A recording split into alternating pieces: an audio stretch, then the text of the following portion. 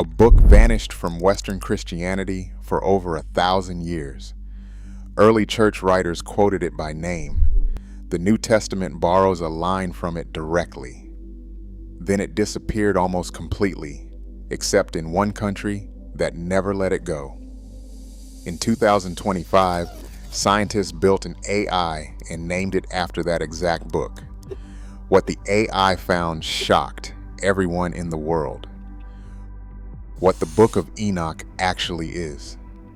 The Book of Enoch, often called 1 Enoch by scholars to separate it from two, much later, unrelated texts that share the same name, is an ancient Jewish text built around the biblical figure Enoch, described in Genesis as the great-grandfather of Noah. Scholars date its composition to somewhere between roughly 300 BC and the very start of the 1st century AD, meaning it was not written by one person at one time. It is a collection stitched together from 5 separate sections written across different generations, including the Book of Watchers, the Book of Parables, an astronomical book, a book of dream visions, and an epistle of Enoch. The central story running through most of these sections expands on a strange 4-verse passage in Genesis chapter 6, which briefly mentions heavenly beings taking human wives and producing offspring before the Great Flood. The Book of Enoch turns that short passage into a full narrative.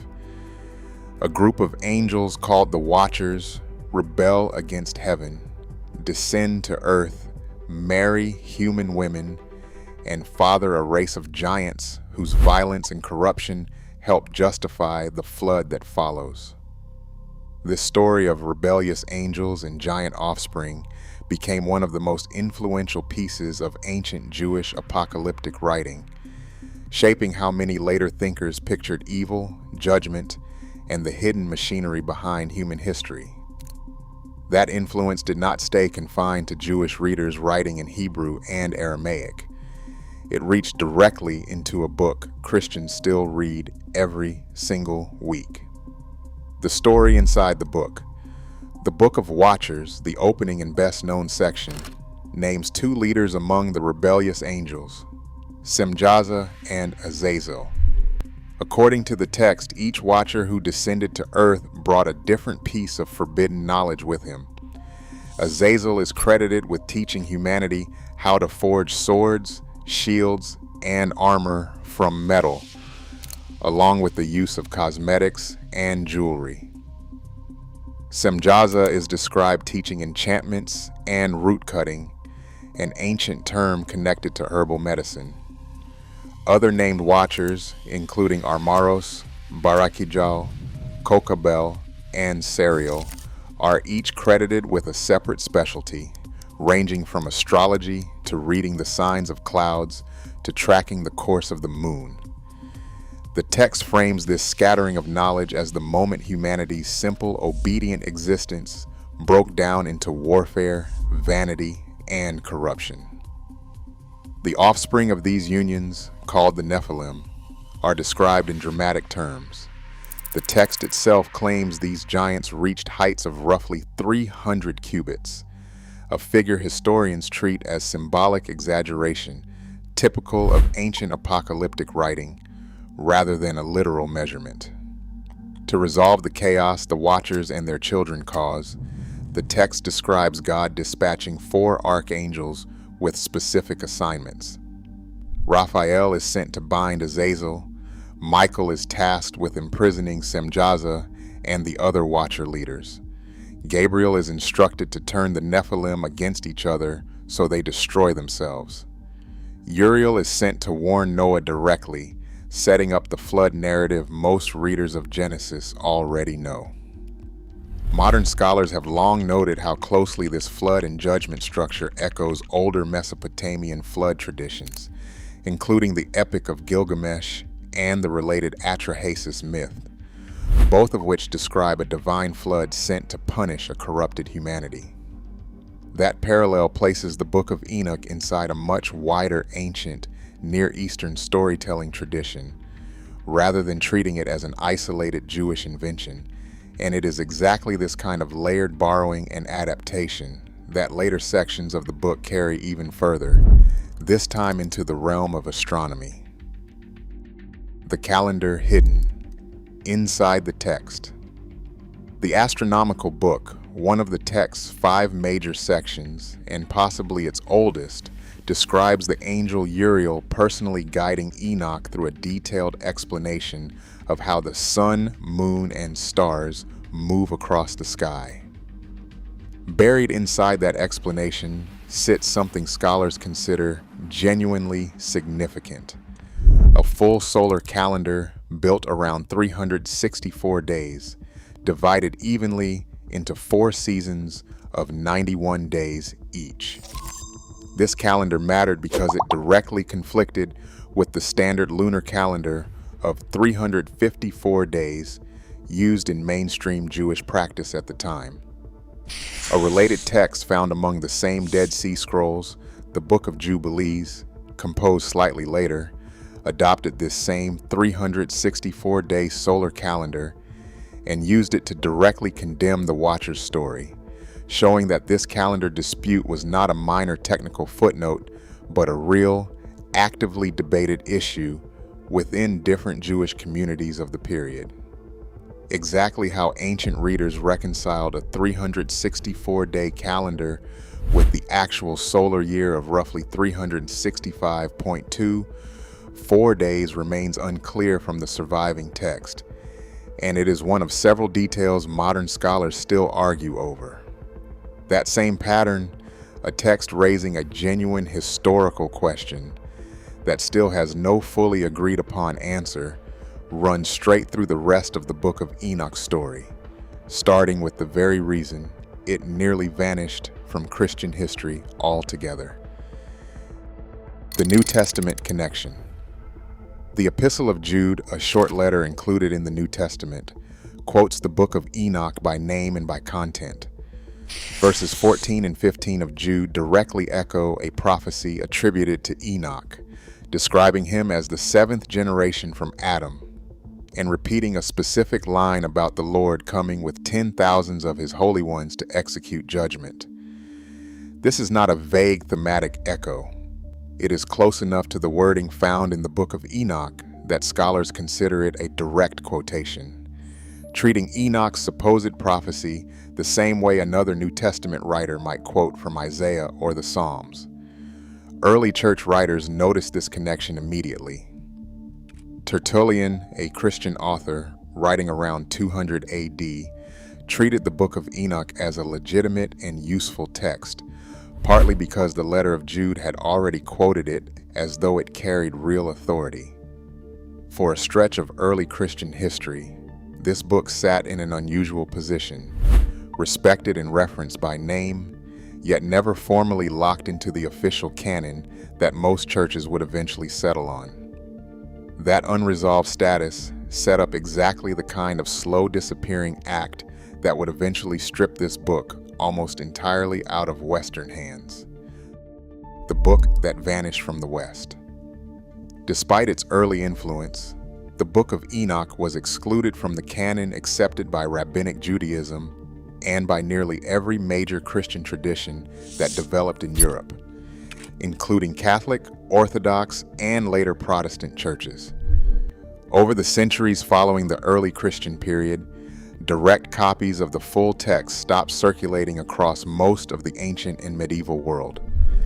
By around 400 AD, European scholars only knew the book through scattered quotations preserved inside other unrelated writings, along with a partial Greek manuscript. There was exactly one place where this did not happen. The Ethiopian Orthodox Tewahedo Church, along with the closely related Eritrean Orthodox Church, preserved the complete text continuously, translated into Ge'ez, the ancient liturgical language of Ethiopia, and treated it as fully canonical scripture sitting right alongside the rest of the Bible.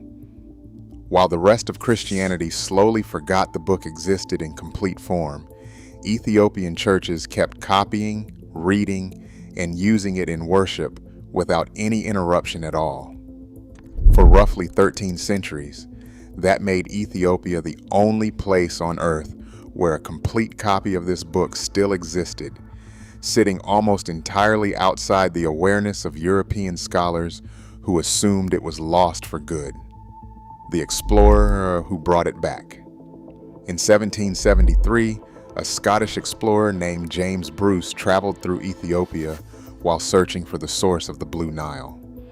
During his travels, he obtained several Ethiopic manuscripts of the Book of Enoch and brought them back to Europe, effectively reintroducing the complete text to Western scholarship for the first time in over 1,000 years. It took decades for that reintroduction to actually reach ordinary readers. In 1821, Richard Lawrence, a scholar at Oxford, produced the first full English translation based on the Ethiopic manuscripts Bruce had recovered. Later, in the early 20th century, scholar R.H. Charles produced a more rigorous, heavily annotated translation, first in 1893 and then in an expanded edition in 1912, which became the standard English version used by researchers for most of the century that followed. A separate but related discovery in Egypt at a site called Qumran in 1886 and 1887 turned up a partial Greek manuscript covering roughly the first third of the text, giving scholars an entirely independent ancient source to compare against the Ethiopic version. None of this proved the book was ancient, rather than a much later invention dressed up to look old. That proof would not arrive until the middle of the 20th century, and it would come from a location nobody expected, proving it was not a later fake. Between 1947 and 1956, a collection of ancient manuscripts, now known as the Dead Sea Scrolls, was discovered in caves near Qumran, close to the northwestern shore of the Dead Sea.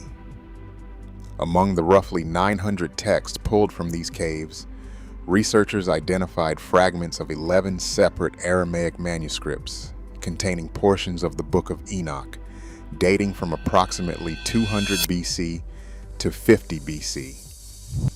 Aramaic was the everyday spoken language of Judea at the time, the same language most scholars believe Jesus himself spoke. And finding the book written in this language, this early, settled a debate that had lingered for over a century. Before this discovery, critics could reasonably argue that the version preserved in Ethiopia might be a later fabrication, assembled long after the fact and falsely presented as ancient. The Qumran fragments made that argument essentially impossible to sustain. 11 separate copies is a genuinely striking number. For comparison, the same set of caves produced only 4 surviving manuscript copies of the Song of Solomon, 4 of Ruth, 3 of Ecclesiastes, and 0 of the Book of Esther, despite Esther appearing in every Protestant, Catholic, and Orthodox Bible printed today. The community at Qumran was, by simple manuscript count, copying the Book of Enoch more often than several books that eventually made it into the official biblical canon. Researcher Joseph T. Millick led much of the early work identifying and publishing these Aramaic fragments. The same caves also produced 9 separate Aramaic manuscripts of a related but distinct text called the Book of Giants, a work that expands further on the same story of angelic rebellion and giant offspring, but was never folded into the Book of Enoch itself. Between the Enoch fragments and the Book of Giants fragments, it became clear that this angel and giant tradition was far larger and more widely read in ancient Judea than any single surviving book fully captures. One section of the text was strangely absent from everything pulled out of those caves, and that gap turned into its own small mystery. The missing section. Every part of the Book of Enoch showed up somewhere among the Qumran fragments except one. The Book of Parables, sometimes called the Similitudes, spans chapters 37 through 71 of the text and contains some of its most theologically significant material, including repeated references to a heavenly figure called the Son of Man, language that later became deeply important to how early Christians described Jesus. Scholars generally read this absence as meaningful rather than accidental. If the Qumran community was copying every other section of the book repeatedly, going out of its way to also preserve the separate Book of Giants, it seems unlikely that a widely circulated book of parables would have simply escaped their attention by pure chance. The more common explanation is that this section developed later or within a different religious circle than the one responsible for the Qumran collection, meaning the version of the Book of Enoch known today was assembled from material written across a wider span of time and a wider range of communities than a single unified original text would suggest. That kind of layered multi-author history is not unusual for ancient religious texts, but it adds one more piece of complexity to a book that had already spent more than 1,000 years disappearing and reappearing across different continents and languages. Before we get to the AI itself, if deep dives like this are your kind of thing, subscribing helps this channel keep making them. Why it never made the cut. Despite its clear popularity at Qumran, its direct quotation in the letter of Jude, and its respected status among early writers like Tertullian, the Book of Enoch was ultimately left out of the canon adopted by Rabbinic Judaism and by the vast majority of Christian traditions that took shape across the following centuries. Exactly why any individual text made it into a final canon while another did not is rarely a simple story, and Enoch's case involves a mix of theological concerns, questions about authorship, and the simple fact that once a text stops being copied and circulated in a given region, it naturally drifts out of consideration for formal inclusion. Part of the hesitation among later church authorities also came from the fact that the text blurred a line most Orthodox theology tried to keep firm, describing evil as something that began among heavenly beings themselves rather than starting purely as a human failing in the Garden of Eden. The Ethiopian Orthodox Tewahedo Church remains the clearest exception to that broader pattern, continuing to treat the book as canonical scripture to this day, integrated fully into its liturgy and theology rather than treated as a curiosity or historical footnote. That single unbroken thread of continuous use is largely why a complete version of the text survived at all, and it is the exact reason James Bruce had somewhere to find it in 1773 when the rest of the Christian world had already lost track of it completely. With the book's real history laid out, the next part of the story moves away from ancient Ethiopia and Qumran entirely, landing instead in a modern research lab where scientists decided this same name deserved to be attached to a piece of software, though it turns out that same research team had already been quietly working on the scrolls for years before this book's name ever entered the picture. The first time this team touched the scrolls, before anyone built an AI named Enoch, the same University of Groningen research group had already spent years developing the underlying technology on a much more famous scroll. In 2021, researchers Mladen Popovic, Maruf Dali, and Lambert Showmaker published a study in the journal PLOS 1 focused on the Great Isaiah Scroll, one of the longest, best preserved, and most studied manuscripts among the original Dead Sea Scrolls, discovered in 1947. For decades, some scholars had suspected the scroll's 54 columns of text might have been copied by more than one scribe, based on subtle shifts in spacing and layout partway through the manuscript. But the theory had never been widely accepted because the handwriting itself looked essentially identical, even to trained specialists. The Groningen team built a piece of software called ByNet specifically to test this idea. training it to measure microscopic differences in letter shape and ink stroke curvature that no human eye could reliably track across 54 columns of nearly uniform script. Running an independent statistical analysis on the results, the team found a clear, measurable shift in handwriting style beginning around column 27, confirming that two separate scribes had in fact worked on the manuscript, apparently trained closely enough together that their handwriting looked nearly indistinguishable at a glance. Popovic later described the result as a way of finally shaking hands with these anonymous scribes across 2,000 years of history, even without ever learning their actual names. That project proved the underlying handwriting analysis technology worked on a real, high-stakes biblical manuscript, and it set the stage directly for the far larger dating project the same team would launch a few years later, this time built around an AI carrying the name of Enoch himself. The AI actually named after him.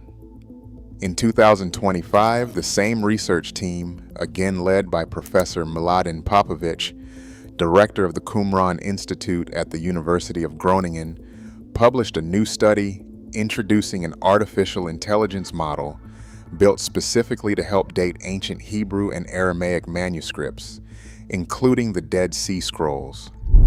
The team named the model Enoch, explicitly after the biblical figure the ancient text is built around, described in Genesis as the father of Methuselah and an ancestor famous across Jewish tradition for calculations involving calendars and time. The Enoch model works by combining two very different kinds of evidence. First, researchers used modern radiocarbon dating techniques on a set of manuscript samples to establish confirmed, physically tested ages. Then they trained a deep learning system called BiNet, the same underlying technology behind the earlier Great Isaiah Scroll study, on high-resolution images of those same manuscripts, teaching it to recognize extremely subtle handwriting patterns, including the exact curvature of individual ink strokes and the precise shape of each character. Features so small that traditional paleography, the study of ancient handwriting styles, has never been able to measure them with this level of precision. Once trained, the Enoch model could look at a manuscript's handwriting alone and estimate its age using patterns invisible to the human eye. The results were tested carefully before anyone trusted them.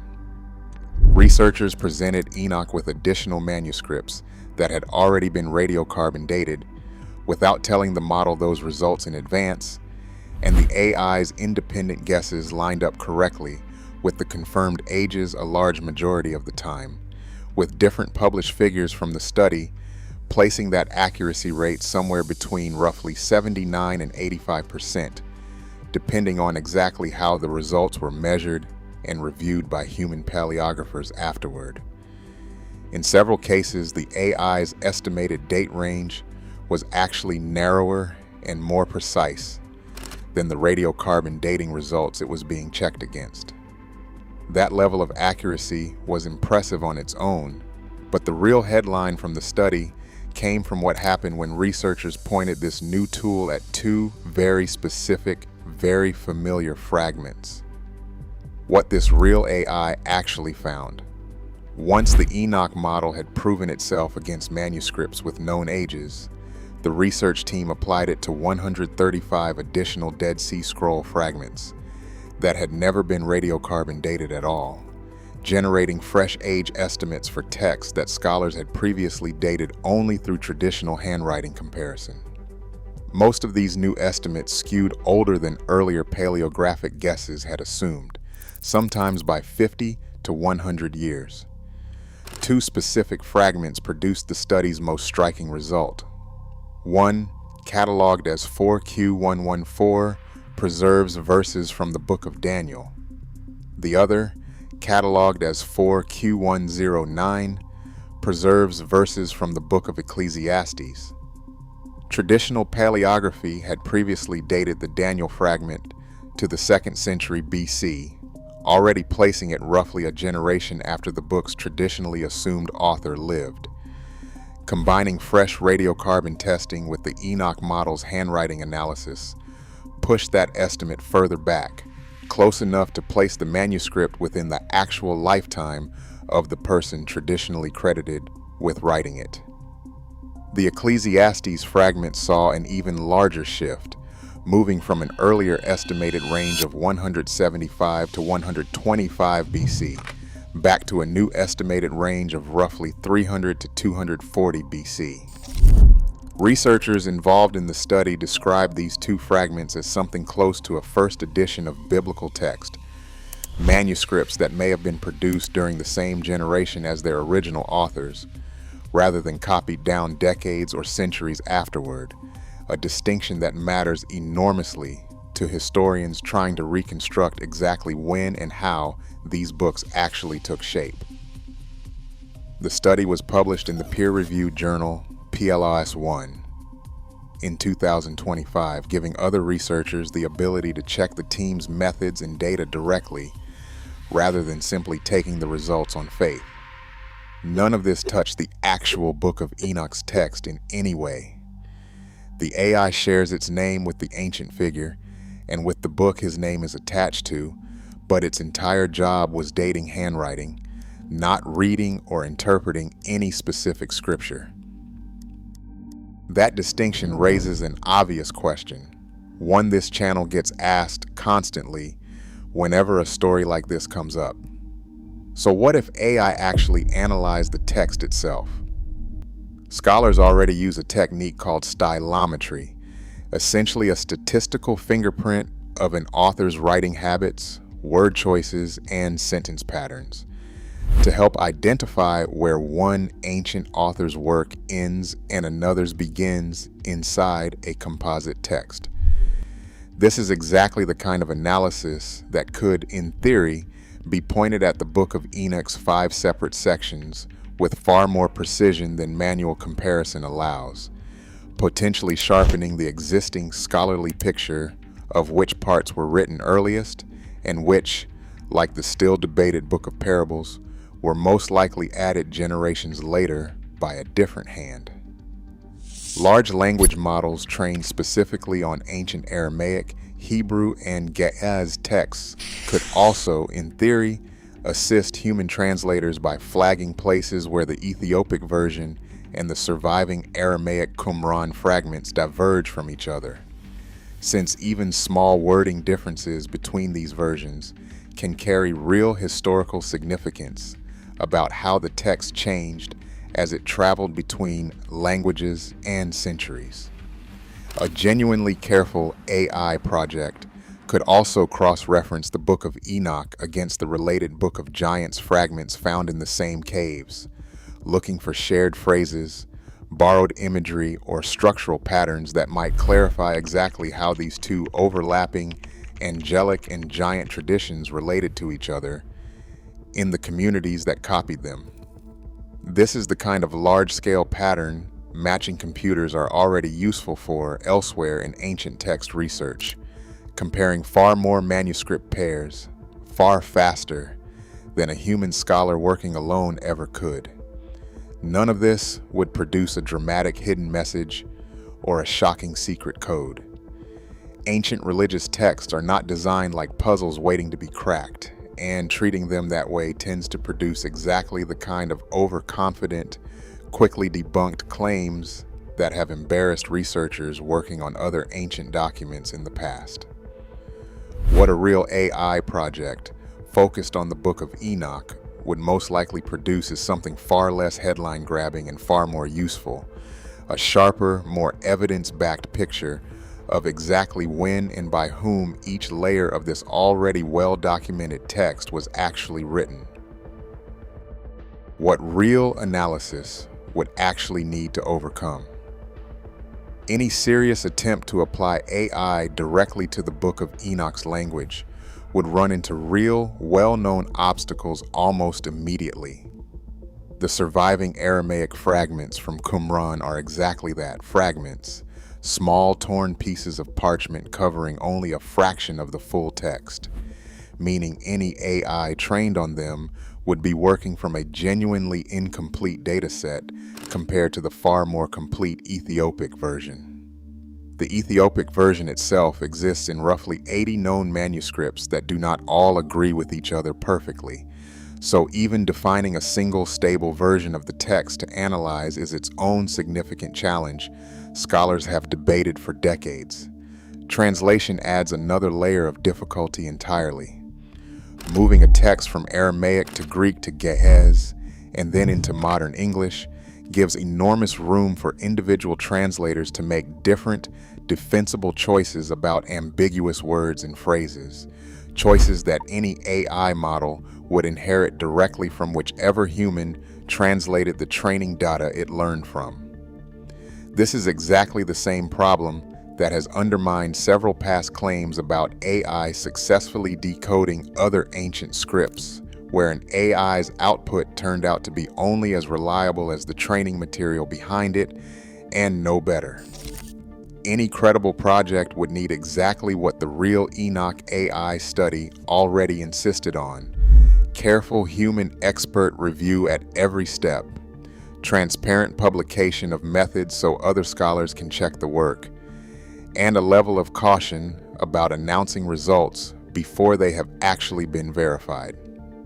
That is a far less exciting process than a viral headline promising a shocking discovery, but it is the only version of this story that would actually hold up to scrutiny.